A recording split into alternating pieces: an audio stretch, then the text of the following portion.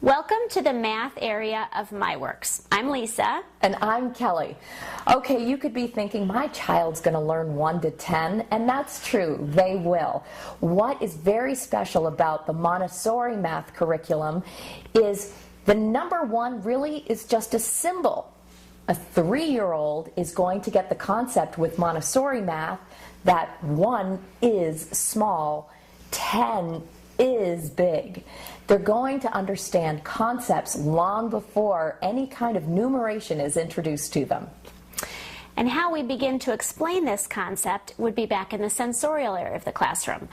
All of the works in sensorial, most of them, deal with 10, amounts of 10. There are 10 cubes in the pink tower. There are 10 rods in the red rods. Each of the knobless cylinders and the colored cylinders also have 10. So that is where we begin to talk about numbers and quantities and the concepts of these quantities with young children. Montessori knew that children learned by doing. Well, math, when we learned, was taught very abstractly. You just had to trust that 3 times 5 is 15. But in the Montessori classroom and with Montessori math, children learn to love numbers. They understand fractions because they're building the fractions. They understand multiplication. We have 4-year-olds in our classroom who understand the concepts of multiplication because it's not abstract. Our lessons in the math area build on each other with MyWorks, just as they do in the other areas.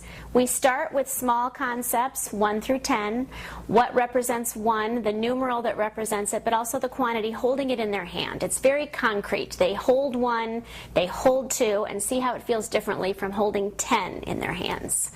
We talk about the concept of odd and even, multiplication, subtraction, fractions.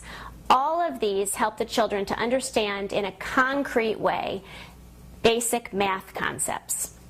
What we're hoping with MyWorks and the Montessori curriculum is to be able to provide your child with the excitement and the love for learning and for mathematics. Welcome to MyWorks.